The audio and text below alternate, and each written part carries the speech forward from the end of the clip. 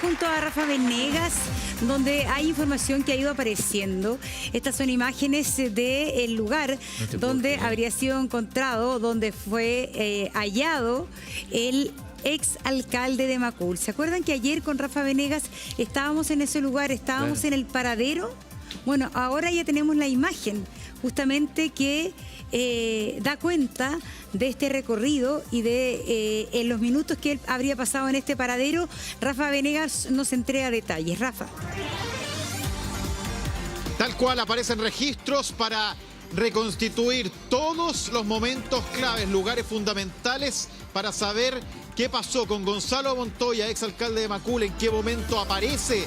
Ya lo tenemos en ese registro que estamos ya en condiciones de mostrarle para ir replicando. Ayer hacíamos el recorrido, hoy día tenemos este video, este registro que da cuenta del momento en que camina Gonzalo Montoya, ya llegando al paradero. Nosotros hacíamos este recorrido, pero ya podemos observar cómo va caminando el ex edil de Macul, el ex alcalde, luego de estar 52 horas bajo secuestro, retenido. Y todos esos puntos, esos registros que están hoy día en la mesa, en la investigación de la Policía de Investigaciones a cargo de la Fiscalía ECO, están permitiendo saber algunos puntos que son fundamentales para conocer cómo, primero, apareció y segundo, estoy en otro lugar importante, la esquina donde es secuestrado el exalcalde de Macul, Santiago Centro, y la información empieza a entregar esos detalles. Por ello es que estamos aquí. Les señalo de inmediato a Monse, Eduardo, quienes nos ven, y no vamos a mostrar el edificio que sería donde iba en la noche del jueves el exalcalde, pero sí la esquina. Y esa señalética nos permite decir que estamos en el Eleuterio Ramírez con Lord Cochrane. Aquí es donde se le ve por última vez. Aquí es abordado por los secuestradores.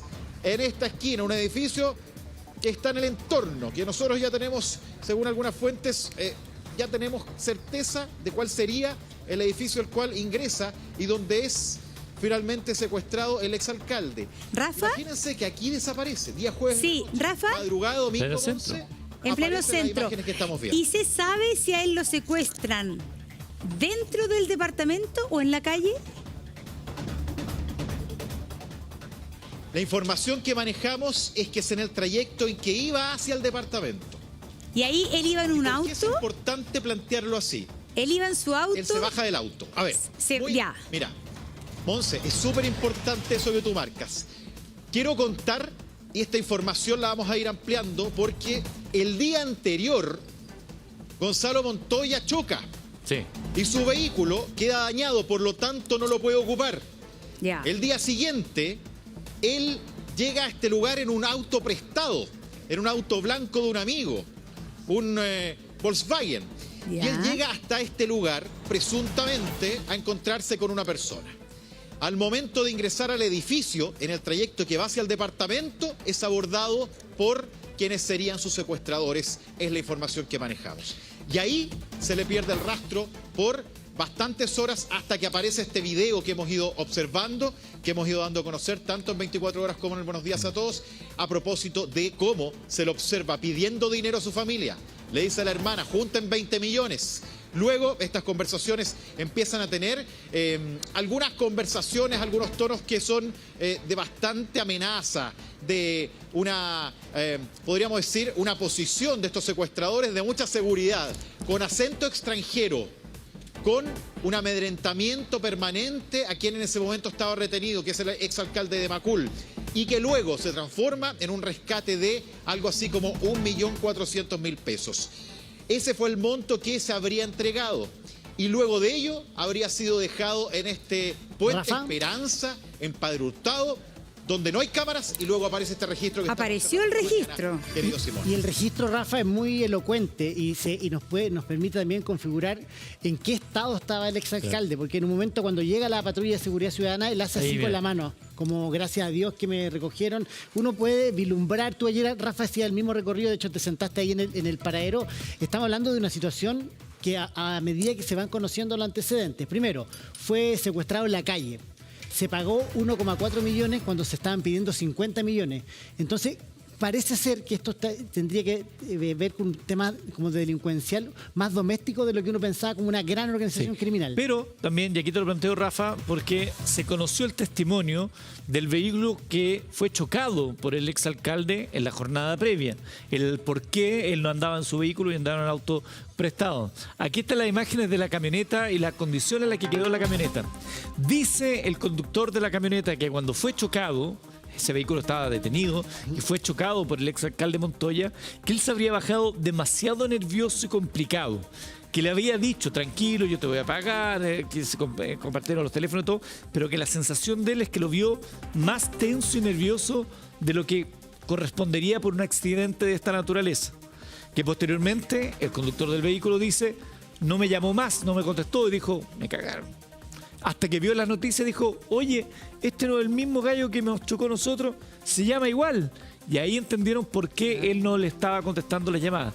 Pero sí, y lo dice a la prensa, el conductor de esa camioneta, el dueño de esa camioneta, le llamó la atención, Rafa, que lo vio extremadamente nervioso. Uno podría preguntarse, ¿tendría que ver con amenazas que venía recibiendo? ¿Tendría que ver con extorsiones que venía recibiendo de antes de este supuesto, o del secuestro, digamos? Álvaro Salinas es el hombre que va en una camioneta roja y que es chocado por Gonzalo Montoya, tal como tú destacas. Nosotros también hemos conversado previamente con él. Vamos hoy día a tener más detalles a propósito de las horas previas al secuestro. Nervioso, dubitativo, también, eso sí, con una intención, y aquí es clave lo que te voy a plantear, Eduardo Monse, que nos ven, con la intención, esta persona que nos relata todo esto, con la intención del exalcalde de poder mantener esto bajo cautela, que no, su intención era que no saliera, que no hubiera un gran aspaviento. Él, por lo que ese testimonio deja entrever, estaba teniendo una sensación de persecución, para explicarlo en términos bastante amplios. Y ahí es donde ese testimonio es muy importante. Nosotros hemos tomado contacto con él, hemos tenido las imágenes que son elocuentes a propósito del choque, que puede haber sido un accidente cualquiera, se transforma en una pieza clave para entender las horas previas al secuestro, por lo tanto, de una situación que el propio exalcalde a lo mejor preveía, que al menos le estaban haciendo una cobranza que se transformó posteriormente en esta situación de secuestro y posterior retención. Hasta ahora podría ser la comuna de Renca, es uno de las tesis de la investigación, y en los próximos momentos vamos a ver más detalles. Es que una cosa que otra pregunta que yo hago y que no sabemos del caso, y que obviamente es una información que tiene la policía y la familia de Gonzalo Montoya, es cómo fue el proceso. ¿A quién le pasaron el 1.400.000?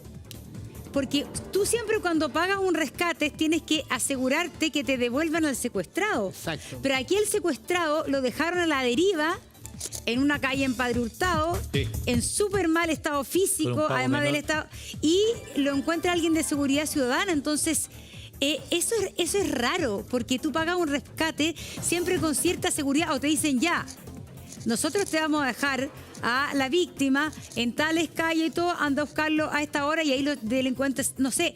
Pero, ¿cómo pagas un rescate sin ninguna seguridad de dónde, cuándo y si es que te van a entregar al secuestrado? Esa parte no me calza y me imagino que es la información que tiene que aportar la familia, ¿no? Sí, mira, quiero plantear otra cosa. Hay dos elementos nuevos que son importantes. Nosotros tomamos contacto ayer con un muy cercano a Gonzalo Montoya. El entorno no quiere hablar públicamente, quiero plantearlo, y eso que tú dices, Monse, tiene una explicación. Uno, el monto inicial que piden los que lo tenían en cautiverio habla de $50.000. Sí. 20 millones de pesos posterior. Fue bajando la cifra. Por tanto, el paso a una aplicación, ahí es donde se transfiere a una suerte de aplicación de dinero de 1.400.000 pesos. Tienes toda la razón. Si hablamos de un rescate, habría que tener certeza que lo iban a soltar. Pero por el monto inicial, la familia habría cedido a no tener la certeza total de dónde, cuándo y cómo iban a dejarlo. Por tanto, esa sería la explicación. ¿Y por qué? Porque los registros, los audios que mandaban a la hermana particularmente, eran de cada vez más amedrentamiento, de cada vez un vocabulario más fuerte, y además con pruebas evidentes de que él estaba ahí. Por ello es que pese a no tener total certeza de la liberación, se hizo esa transferencia según la información que manejamos. Y el último dato que me gustaría dar, Monse, hasta ahora, porque es una situación que está en investigación, es esto. En el puente que ayer veíamos, el puente Esperanza, no hay cámaras. Pero hay un dato que nos ha llegado durante esta mañana con nuestro equipo editorial, que tiene que ver con que antes de haberlo liberado, las personas que lo tenían secuestrado a Gonzalo Montoya, exalcalde de Macul, habrían pasado a una tienda, a un local de comida rápida. Mira. Que funciona 24 horas, por la hora, recordemos, en que él es liberado cerca de la 1:40 de la madrugada del domingo. Esa tienda, ese local de comida rápida, tendría una gran cantidad de cámaras. Y ahí es donde ya aparece la posibilidad de identificar el auto, haber también algún tipo de registro de con qué pagaron esa compra de comida rápida y por tanto antecedentes claves para que en los próximos minutos, ojo con lo que estoy diciendo, pudiese haber novedades respecto a quiénes son o serían los captores del alcalde de Macul, que poco a poco empieza a cerrarse el cerco de quiénes podrían ser, Eduardo. Ese auto blanco del que se habla, que es un auto que es sujeto de interés en este momento, es el mismo que se investiga al momento del inicio del secuestro como al momento del término del secuestro, ¿o hay cambio de automóviles? Buen punto. Mira, la información que nosotros manejamos y habiendo visto algunos registros visuales, audiovisuales, a ver, cuando llega el auto blanco en que iba manejando Gonzalo Montoya hasta este lugar donde nos encontramos en el centro de Santiago, sería uno. El vehículo en que lo dejan sería otro. También blanco y con características, podríamos decir, similares. Cuando llega al centro de Santiago el día jueves, era seguido por otros 2 vehículos. Lo que hemos observado es que esos 2 vehículos no serían el que finalmente lo deja acá. Lo deja en el puente Esperanza. Así que, por lo tanto, claro, y eso habla de que era... Y el automóvil que sería una organización. Claro. Y el automóvil que sí, sin duda, eso cuentan siempre con respaldo y otros vehículos que estaban cubriendo. Y el vehículo blanco que conducía el ex alcalde Montoya, que pertenece a un amigo, porque recordemos que su auto lo había chocado, por lo tanto está inutilizado. ¿Ese vehículo ya fue hallado, fue encontrado, fue habido? Esa información, Eduardo, está en completa reserva. No tenemos ese antecedente a esta hora de la mañana, pero sí la preocupación del propio... A ver, aquí hay un punto que me gustaría contar. Este vehículo, al ser prestado y no haberlo devuelto, también habría sido uno de los elementos que puso en alerta a la familia en el instante. ¿Dónde está ahora ese auto? La verdad es que es una información más bien reservada. Ya, pero el fondo del amigo debe haber dicho, oye, Gonzalo Montoya, no me ha devuelto el auto, ¿qué pasa con él? No, bueno, no hay contacto en celular. Igual a mí me llama la atención una cosa, porque tú dices que, claro, acá hay una organización, una planificación, porque todo esto de los distintos autos y de que lo demuestra. Pero también uno siente que hay una improvisación o amateurismo. Estoy de acuerdo contigo. En esto que hayan ido bajando el monto de la recompensa hasta llegar a 1,4 millones. ¿De 50 millones? De 50 millones a un rescate de 1,4 millones. Eso a mí me parece un gran enigma de la motivación del secuestro. Pero te puedo sumar un punto complementario a tu pregunta, Monse, para que le responda Rafa. Y no sé si ustedes manejan este antecedente. En algún momento porque los audios están, cuando amenazan a la familia, hablan de Gonzalo. Nunca, no sé si hablan de alcalde. ¿Alguna vez ellos saben, o con lo que se sabe hasta ahora, que tenían en sus manos a un exalcalde o tenían en sus manos a un cliente? Que esa diferenciación es súper importante, porque bajarse de 50 millones, y acá coincido contigo, a 1,4, es porque me da la impresión que no sabían a quién tenían en sus manos, ¿o no? Sí, es súper importante lo que tú dices, Simón. ¿Sabían o no que quien estaba ahí era una ex autoridad? Hay un dato que se ha dado a conocer en las últimas horas, que él habría manejado una gran cantidad de dinero en efectivo en su casa. Sí. Eso es muy raro. Bueno, al parecer, por lo que se sabe hasta ahora, ellos no sabían. No lo tenían entendido. Es más, en el relato, cuando él pide la ayuda a su hermana y a los familiares que junten el dinero, el llamado de auxilio es con tanto temor que como que trata de insinuar que esto tiene que ser un gran esfuerzo. Gonzalo Montoya, según la información que observamos, él tenía conciencia de que nunca fue esto, y que fue lo primero que descartó el Ejecutivo, el gobierno de nuestro país, es que tuviera un móvil político. Por lo tanto, es muy probable que no supieran que era efectivamente una exautoridad, sino, podríamos decir, alguien que estaba en un ámbito contactado con personas que en ese momento sentían que él les debía dinero, les debía algo, y eso habría sido la forma de cobrárselo. Ese es un dato súper importante, Rafa. Sí. Oye, yo quiero agregar a lo que tú estás diciendo, Rafa, que una persona que no puedo revelar quién es, me decía que, contrario a lo que planteaban quizás esta tesis de que esto fue como improvisado, que no sabían quién era, según esta fuente, la persona secuestrada se alumbró mucho. ¿Qué se alumbró? Solía decir que había sido alcalde, que aquí, que allá, que era una persona reconocida. Como que eso de pavoneo habría alertado a esta agrupación. De decir, tenemos a alguien que habla mucho, que cuenta tanto, fue autoridad, tendrá dinero, no tendrá.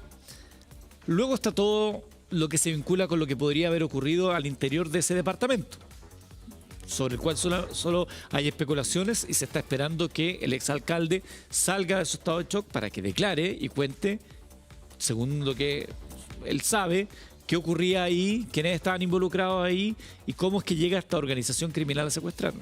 Pero lo que me decía esta fuente es que básicamente es una organización que hace este tipo de inteligencia criminal, donde dentro de un contexto, de un círculo de personas, empiezan a ver quién es más permeable de sacarle dinero.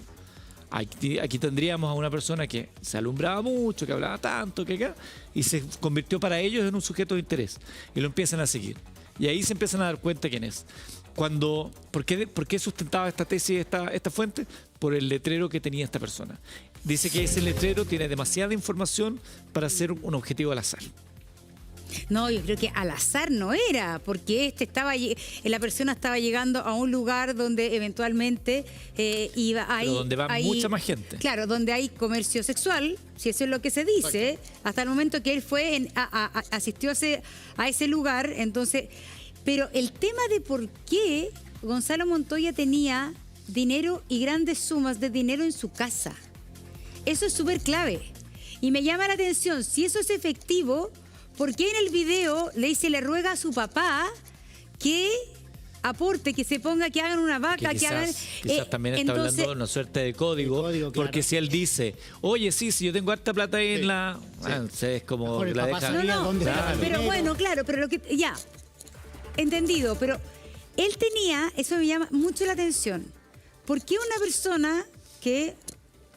no sé, exalcalde, no sé en qué estaba trabajando en este minuto, tiene grandes sumas de dinero en efectivo en su casa? Y si es verdad que él está diciendo eso, avísale a mi papá, porque si el papá sabe que incluso estando en riesgo tu propia integridad física, tu vida, porque él dice estoy muy mal, y hay registros, Rafa, tú los viste, también donde a él se le está torturando, y eso está grabado.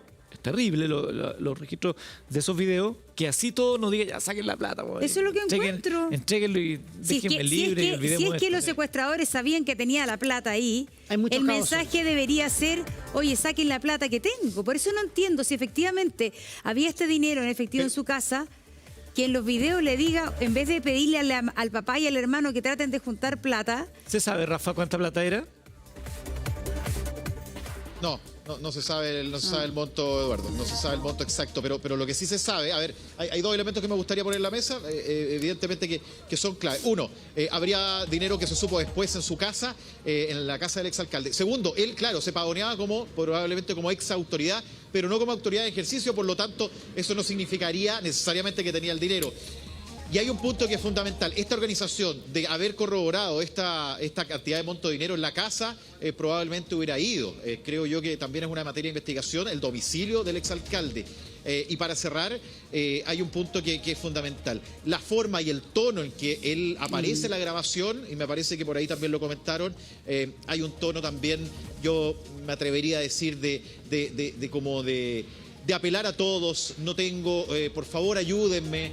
Hay un tono también que probablemente sea por lo que él dice son torturas u otro, que lo hacen hablar con un tono más bien de víctima, ¿no? Y eso, evidentemente, si hubiera tenido el dinero, hubiera dicho, ahí está la plata y listo. pero no fue así. Te propongo lo siguiente, quédate con nosotros en contacto porque vamos a retomar este tema. Tenemos nuestro panel de especialistas también para analizar los últimos antecedentes.